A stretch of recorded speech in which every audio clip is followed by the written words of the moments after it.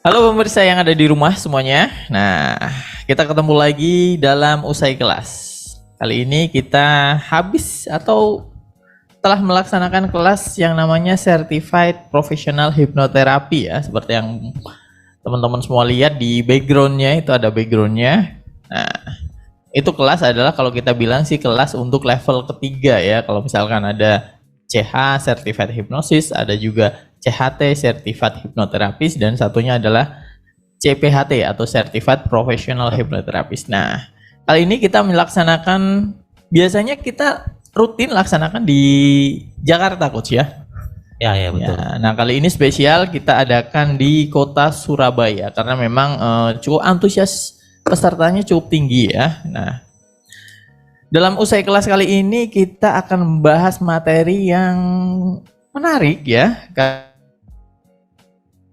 agak sensitif dikit Coach ya. Oke, apa tuh? Nah, ini agak-agak hari-hari ini atau bulan-bulan ini memang lagi rame nih Coach ya, yaitu tentang LGBT. Wow, sensitif. Nah, Oke. atau lesbian, gay, biseksual, dan transgender. Oke. Seperti yang kita tahu dan kita lihat juga banyak YouTuber-YouTuber yang mengangkat tema ini. Contoh misalkan si Deddy Corbuzier gitu ya. Oh, pernah ya? Pernah, dan tapi sempat di take down juga karena memang ada sesuatu yang Oh iya, nanti di take down nih sama YouTube nih kalau ya. Tapi kita akan membahas dari sisi yang berbeda nih Coach ini. Iya. Nah, Nanti judulnya jangan tulis LGBT lah. Ya. Oke, nanti kita akan tulis dengan yang menarik pokoknya ya. Nah, kita kembali bahwa pembahasan kali ini seperti yang dibilang di awal adalah cukup sensitif. Nah, seperti yang kita tahu bahwa materi ini kalau di luar mungkin sudah nggak kontroversial ya, atau di luar bahkan sudah dilegalkan di beberapa negara. Kayak seperti yang terbaru itu kalau nggak salah ada di Vietnam, Coach. Dari Vietnam itu menganggap bahwa LGBT itu dianggap bukan sebagai penyakit katanya. Oke. Nah, jadi mereka sudah menganggap ini adalah, mereka bilang sih, saya baca dari internet itu bahwa LGBT itu adalah sebuah pilihan. Sebuah pilihan. Sebuah Oke. pilihan. Saya yakin Coach Reski pernah nih menangani kasus yang terkait juga dengan LGBT. Entah Oke. itu sebelum jadi nama LGBT atau kalau dulu kan LGBT kayaknya baru-baru kemarin saja nih Coach ya. Begitu ya? Iya, nama-nama LGBT itu mulai tenar berapa tahun kemarin gitu ya. Berapa tahun lah ya? Iya. Nggak sampai puluhan tahun yang dulu ya? Iya, nah kalau menurut Coach Reski sendiri nih, atau Coach Reski mau sharing ada pengalaman nggak Coach melakukan terapi kepada teman-teman yang dianggap LGBT itu? Oke, ini pertanyaannya menarik ya. Jadi saya dulu tahun 2017 itu ya, 2017 atau 2016 saya lupa. Saya buat artikel ngebahas tentang LGBT, dan menariknya setelah itu tuh datang banyak yang mau terapi. Banyak mau terapi. Mudah-mudahan ini juga nggak tahu nanti efeknya untuk orang mau terapi atau enggak ya. Jadi pada saat itu saya menulis bahwa LGBT itu bisa kita selesaikan dengan hipnoterapi. Oke. Jadi ada beberapa kasus yang datang ke kita yang memang masalahnya macam-macam. Sejauh ini saya mungkin setiap tahun tuh mungkin 2 sampai 3 pernah nangani tentang LGBT ya. Dan yang harus diperhatikan adalah seperti ini. Ini perkembangan LGBT ini kan sangat semakin dinamis lah kita bilang ya. Dulu banget kita anggap ini tabu banget. Ngomonginnya aja tuh gimana gitu ya. Iya. Dan makin kesini itu kita melihat bahwa ada terjadi nama identifikasi sosial di mana secara nyata ya beberapa negara sudah mengatakan ini bukan penyimpangan. Ya, tadi istilahnya tadi tambahan pilihan atau ada yang mengatakan ini adalah bagian dari orientasi juga gitu ya. Jadi ini secara identifikasi sudah mengatakan ini suatu hal yang lumrah, wajar, dan memang ini suatu hal yang memang ada dalam diri setiap orang. Jadi itu bukan suatu penyimpangan ya. Dan ini makin ke sini dan mulailah masuk ke dalam Indonesia sebenarnya. Kita tahu Indonesia ini adalah negara yang punya agama ya, di mana ajarannya berketuhanan yang ada agamanya, dan setiap ajaran setiap masing-masing agama itu ya sangat sensitif ya, mengatakan ya kebanyakan mengatakan ini suatu hal yang tidak baik, tidak boleh kan gitu. Nah, terkait dengan hal ini kita hipnoterapis itu sebenarnya apa ya, memiliki pro dan kontra di sini. Ada beberapa hipnoterapis yang mengatakan ini suatu hal yang menyimpang. Ada yang mengatakan ya udah kita ikuti aja, ini kalau memang secara nyata memang ini sudah wajar ya sudah. Dan apalagi ini sudah dibuktikan dengan asosiasi psikologi juga di internasional ini sudah mengatakan ini sudah bagian dari salah satu orientasi. Jadi kita ke hipnoterapis ini karena memang kita juga menangani bagian psikis, kita juga masih pro dan kontra di sini, itu dulu ya. Secara overall itu dan menarik ya, kita sendiri bingung ya ketika klien datang kita mau terapi ya, prinsipnya adalah apakah ini bisa diterapi atau enggak berdasarkan pengalaman ya, ini dasar pengalaman.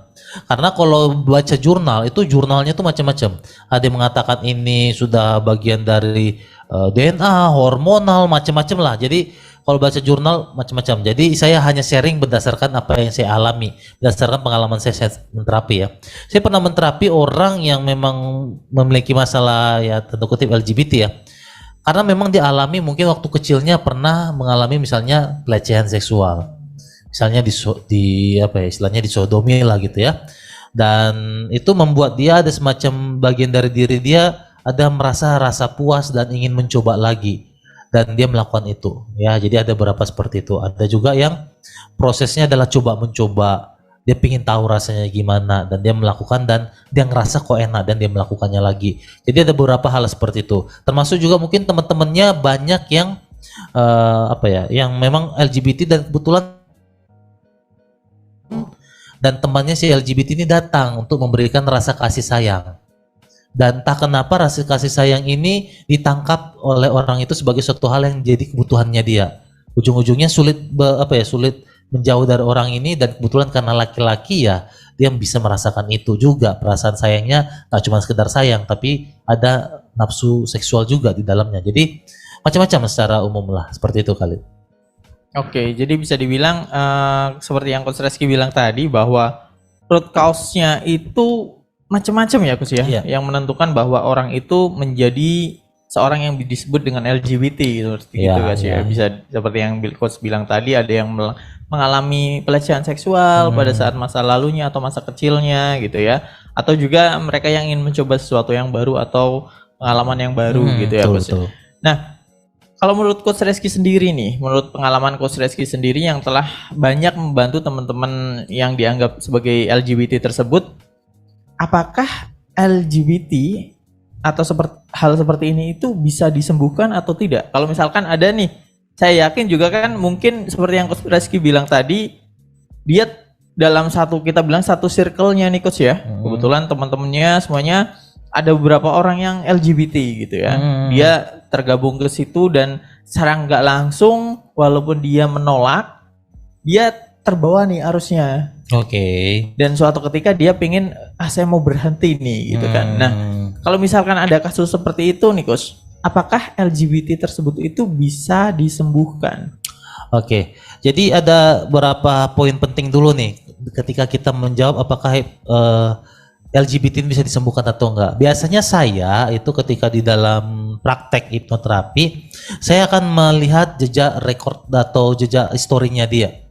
Artinya apa? Misalnya contoh, kalau misalnya si klien ini suka dengan misalnya sama jenis ya, ataupun yang itulah kita bilang ya LGBT ya, dan kasus itu tidak terjadi dari lahir, artinya ada cut off-nya. Misalnya waktu SD dia normal-normal aja, lalu pada waktu SMP kok tiba-tiba muncul perasaan itu. Dan itu ada cut off-nya jelas. Jadi ada masa di mana dia tidak terpengaruh, ada masa dia mulai terpengaruh. Kita lihat di cut off-nya di titik batas itu, kita lihat apakah ada kejadian-kejadian yang bisa memicu ataupun bisa memberikan jadi sugesti lah istilah kita ya, berikan sugesti yang tertanam yang memberikan value bahwa LGBT sesuatu hal yang bisa membuat dia lebih nyaman, lebih baik, ataupun membuat dia jadi terasa lebih puas, hasratnya bisa terlampiaskan. Nah, kita lihat cut off-nya di sana. Kalau ternyata ada, berarti ini adalah proses LGBT yang disebut dengan dikondisikan. Sugesti atau karena kondisi oleh teman-teman sekitar, itu namanya dikondisikan. Kalau ini berarti hipnoterapi bisa kita gunakan untuk ngebantu. Beda cerita kalau memang dari kecil entah gimana nggak ada alasan yang jelas, dia melihat sesama jenis itu sudah tertarik Oke. dan melihat yang lawan jenis tidak rasa tertarik. Jadi kalau misalnya waktu kecil ini yang agak sedikit perlu apa ya? Perlu effort, perlu hati-hati. Kenapa? Karena memang ada konteks di mana ketika kita melakukan terapi pakai past life itu bisa terjadi karena kehidupan di masa lampau dia, asumsi ya, ini catat dulu, past life ini bukan berarti kita tidak berbicara apakah masa lampaunya ada nyata atau enggak, tetapi secara bawah sadar dia meyakini itu ada, itu dulu ya. Dan ketika di masa lampaunya dia punya pengalaman seperti itu dan ternyata bisa kita terapi, ada juga seperti itu. Tapi ya balik lagi, perlu effort lagi, perlu kita cek lagi, dan yang paling penting adalah ketika si klien memang benar-benar ingin dimotivasi, kita sebagai hipnoterapis coba bantu aja. Ya. Oke. Nah, berarti bisa dibilang kalau misalkan ada seseorang yang kita bilang dari kecil nih, gitu ya. Bahkan jujur saja mungkin kita sering lihat bahwa ada beberapa video-video yang menunjukkan seorang anak kecil tapi cowok gitu ya, sudah mempunyai lenggak-lenggok seperti perempuan gitu. Nah, kalau misal kenapa kok bisa terjadi seperti itu? Apakah ada salah pengasuhan dari orang tuanya atau salah memberikan sugesti atau gimana ini Coach? Nah itu tadi saya bilang ya, jadi kita nggak bisa mengatakan itu kasus tunggal. Jadi kalau melihat dari jurnal-jurnal yang ada, itu bisa jadi karena memang genetiknya memang seperti itu dan kebetulan aja ya lahirnya seperti itu ya. Ada juga yang karena disebut sebagai pengkondisian ya bisa jadi disugestikan. Pada saat kapan? Ya mulai dari dari kandungan. Mungkin si orang tua menginginkan misalnya anaknya perempuan. Yang terjadi adalah anaknya laki-laki. Dan sudah tersugesti dan dia meyakini bahwa anaknya adalah perempuan dan dia mengatakan berulang-ulang dan itu bisa jadi pengaruh sugesti juga. Waktu kecil juga mungkin karena pingin banget punya anak perempuan, anaknya yang laki-laki pun didandani sebagai perempuan. Itu namanya terkondisikan, bisa jadi ya. Tapi secara overall ini tidak bisa kita berikan ke alasan tunggal lah. Kita harus mengecek lagi, menganalisis lagi dan ini butuh kehati-hatian. Oke, dan faktornya banyak Coach ya yang faktornya banyak gitu ya. Nah, kalau menurut pengalaman Coach Reski sendiri nih, kemungkinan besar atau sejauh berapa nih Coach Reski setelah membantu orang-orang yang LGBT seperti ini, mereka bisa nggak melakukan perubahan itu atau kita bilang sembuh lah gitu? Oke, ini berdasarkan based on experience ya.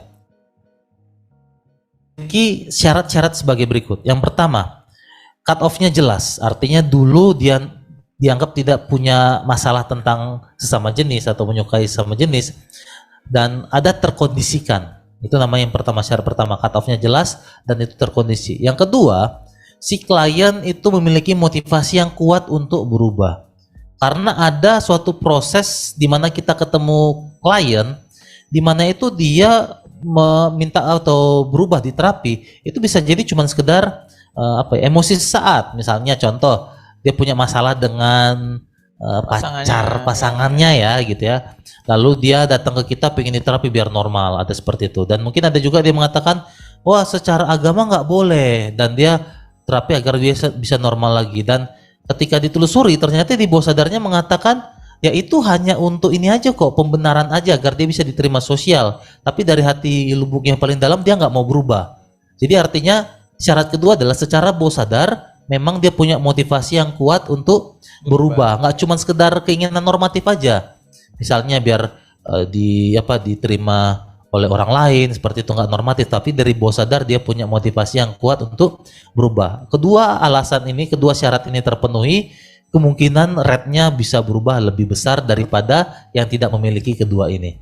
Pengalaman saya sih menunjukkan itu, yang salah satu aja tidak terpenuhi biasanya dengan sukses. Yang punya keinginan dan memang cut off-nya jelas, progres itu selalu ada. Meskipun progres setiap orang nggak langsung berapa kali terapi langsung selesai, ada yang butuh proses dan ada yang butuh waktu setahun 2 tahun, ada seperti itu. Memang harus butuh komitmen juga Coach ya. Iya, gitu butuh komitmen juga. Mungkin juga kehidupan lingkungannya juga itu sangat berpengaruh. Iya, sangat berpengaruh. Jadi kalau seandainya dia terus dalam komunitasnya yang dan saya juga tahu ternyata mereka punya komunitas gitu ya, ada komunitas-komunitasnya, dan mereka tuh punya aplikasi-aplikasi yang memang banyak orang-orang seperti itu, dan mereka itu bisa tahu ciri-ciri kalau orang lain itu adalah juga LGBT. Mereka punya tanda-tanda ciri-ciri khusus lah pengenalannya. Jadi kalau selama itu terus dipertahankan, ya identifikasi sosial kelompok ini atau identifikasi kelompok ini sangat membuat dia sulit untuk berubah. Itu udah pasti. Oke. Jadi bisa disimpulkan bahwa dengan adanya hipnoterapi ini kemungkinan komitmen dari orang tersebut kemungkinan besar seorang itu bisa sembuh dari LGBT itu. Ada chance lah, ada peluang. Ada chance-nya, peluangnya ada ya. Kalau kita bilang garansi sembuh ya agak susah ya. Berarti kita nggak bisa menggaransi itu. Betul, betul. Jadi jelas kita punya peluang untuk berubah, dan nanti bagaimana nanti prosesnya ya itu seperti saya bilang, ada progresnya lambat, ada memang nggak bisa juga gitu. Ada minimal kita bilang minimal itu ada solusinya, Coach ya. Yes, ada minimal, solusinya atau ada jalannya, ada ya, caranya. Minimal gitu ya. hipnoterapi bisa kita layak kita coba untuk melakukan treatment itu. Oke, nah menarik sekali ya pembahasan kita kali ini. Memang tentang LGBT ini sangat ramai sekali, dan yang seperti Coach Reski bilang tadi bahwa awalnya kita bilang LGBT ini adalah hal yang tabu, dan perlahan sekarang sudah mulai terbuka gitu ya. Nah, dari itu juga kita tahu bahwa ada banyak orang yang ingin dibantu dalam hal ini adalah mereka ingin berubah, Coach. Betul, banyak. Ingin berubah gitu, ada yang merasa salah dalam pergaulan dan akhirnya menjadi salah satu LGBT juga, dan mereka ingin berubah gitu. Betul. Dan salah satunya bisa dibantu dengan teknik-teknik hipnoterapi. Betul. Ya, Coach ya. Karena banyak dari mereka itu juga gini, dia tahu salah, tahu dia merasa tidak nyaman, tetapi ada juga bagian dalam dirinya ya tidak bisa lepas dari situ. Jadi konflik internal tuh banyak sekali terjadi juga gitu. Jadi ya hipnoterapi ya kita akan coba bantu aja sebatas effort yang kita bisa lakukan. Kalau berhasil disyukuri, ini atas keberhasilan bersama dengan izin yang Maha Kuasa. Kalau gagal yang penting kita sudah mencoba. Ya, nggak apa-apa mencoba, belum tentu berhasil, tapi mencoba itu lebih baik daripada tidak melakukan sama sekali ya. Semoga ini bisa menjadi salah satu jawaban atau salah satu pencarian teman-teman yang LGBT yang pingin berubah gitu ya. Barangkali ingin berubah, ada satu cara, yaitu adalah dengan hipnoterapi, Coach ya. Betul. Oke, nah gitu saja pembahasan kita kali ini tentang LGBT yang sangat menarik sekali. Kita akan ketemu lagi di sesi berikutnya, usai kelas sesi berikutnya, yang tentunya dengan pembahasan-pembahasan yang gak kalah menarik dengan hari ini. Kalau gitu ada komentar ataupun ide masukan ya, bisa ditulis di kolom komentar ya. Oke, nanti kalau misalkan ada pertanyaan juga tentang materi kita hari ini, silahkan bisa ditulis di kolom komentar. Baik, gitu saja pertemuan kita kali ini. Kita akan ketemu lagi di pertemuan usai kelas berikutnya. Terima kasih dan sampai jumpa kembali. Sampai jumpa kembali.